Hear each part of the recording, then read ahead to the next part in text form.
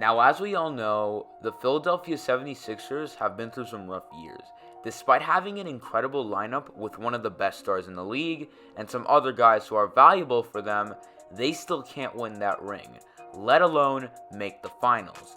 This playoff run they had this year ended off on a terrible note. There was a player who underperformed, and their coach wasn't really helpful. So, what can the 76ers do to win that championship ring? How's everybody doing today? It's Untitled back with another video. Today, I'll be talking about the Philadelphia 76ers and what exactly can they do to finally win that championship ring they've been waiting for. Let's not waste any time, and let's get straight into it. The first place the 76ers started off to form a good team was the draft. In 2014, with the third pick in the first round, the 76ers drafted big man Joel Embiid. Just 2 years later, they would draft Ben Simmons. But here was the problem.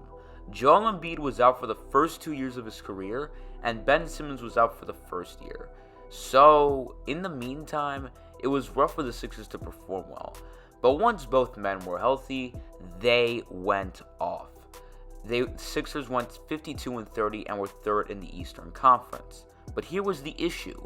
Even when the Sixers acquired Jimmy Butler, these guys weren't capable of even making the finals. No matter what they did, they kept failing. It was elimination after elimination. But this year, they decided to get themselves a new coach, Doc Rivers. And he was a huge success throughout the regular season. But during the playoffs, it was difficult to say the least. When they reached the semifinals against the Atlanta Hawks, it got rough. And this was where fans, especially 76ers fans, started criticizing Doc Rivers. People criticized his game plan, others blamed him for making his team blow leads. So, they really didn't think Doc Rivers was the right fit for them. And to be honest with you, I agree. Doc Rivers is just not the right coach for this team, and they need someone else. Because as a coach, you should be ashamed of yourself if you see yourself blowing a 20-point lead in a playoff game. That's just unacceptable. But it's not just Doc to blame. Another guy you need to blame here is none other than Ben Simmons. Okay, for the next minute or so, I will explain to you why Ben Simmons isn't the right point guard for a team. Here we go. First off, if your point guard can't shoot at all, then he is no use for your team. Literally every single point guard in the league today is a good shooter. But Ben Simmons is the complete opposite of a shooter. Sure, he's a good playmaker, but there is no way I would let a 6'11" non-shooter be my point guard. Also, when your point guard, who is an all-star, only takes 4 shots a game in the playoffs, he's gotta go. Name me one starting point guard who would take 4 shots in a playoff game. I'll wait.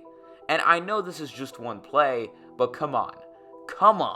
Playoff game, late in the game, wide open dunk, and you pass it. Unreal. And I'm going to say this in the most honest way possible. Ben Simmons should not be a point guard for the Sixers, let alone any NBA team, and should be traded. Your point guard needs to shoot, he doesn't. And I don't mean he's just a guy who can shoot threes and stuff like that. I'm talking about a guy who takes shots in the playoffs, because he didn't, and he can't shoot threes. Now, who would the Sixers trade for you might ask? Well, trade for a point guard who is reliable, an all-star who fits in with your team. There have been people saying they should trade Ben Simmons for CJ McCollum, and other people saying Ben Simmons should be involved in a 3-team trade where they acquire Buddy Hield and Marvin Bagley III. I personally think Philly should trade for an all-star point guard, or an all-star guard and pick up a point guard in free agency.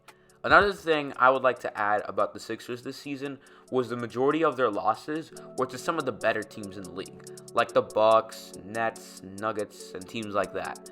So maybe they should improve on those weaker sides so that when they face these teams, they know what to do.